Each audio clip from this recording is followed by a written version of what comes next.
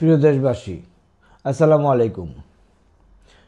আজ আমরা এমন একটি রায় নিয়ে কথা বলবো যেটি শুধু এক ব্যক্তির জন্য নয়, পুরো বাংলাদেশের রাজনীতির সংস্কৃতিতে বদলে দিচ্ছে। শেখ হাসিনার বিরুদ্ধে দেওয়া মৃত্যুদণ্ডের রায়।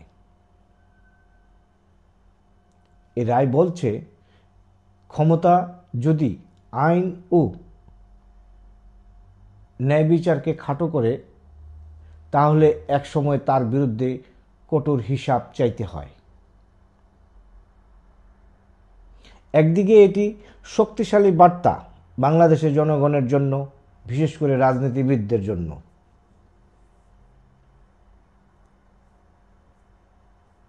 কোনো নেতা অপরাধবিহীন থাকতে পারে না।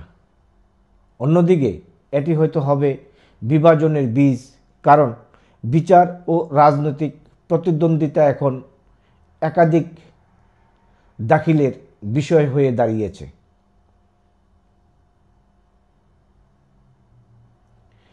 এই রায় শুধু হাসিনার যুগ যে শেষ হয়েছে তা না, এটি বাংলাদেশের রাজনৈতিক খেলার নিয়ম কানুনকে পরিবর্তন করে দিচ্ছে।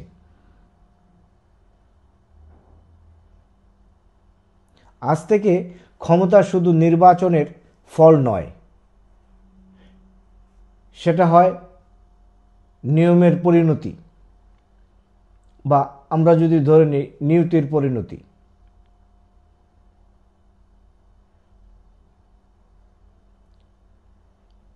তবে এখানে একটা প্রশ্ন হলো, এই রায় হয়ে উঠবে কি সত্যিকারের বিচার শাসনের বিজয়?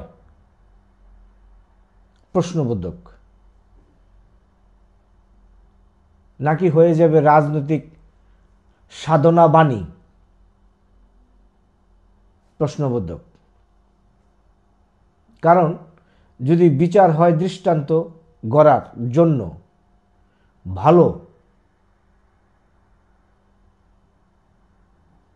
যদি বিচার হয় দৃষ্টান্ত গড়ার জন্য সেটা ভালো, কিন্তু যদি হয় প্রতিহিংসার, প্রতিশোধের হাতিয়ার, তবে সেটা অনাকাঙ্ক্ষিত, অনভিপ্রেত। এই এক সুরঙ্গের রায় যা আজ দেওয়া হয়েছে, বাট আগামী দিনগুলিতে এর সুধা কি হবে সেটা এখনো দেখার অপেক্ষায়। আপনার বিশ্লেষণ, ভিডিওটি ভালো লাগলে লাইক দিয়ে যান, চ্যানেলটি সাবস্ক্রাইব করুন, আপনার মতামত জানান। ধন্যবাদ সবাইকে।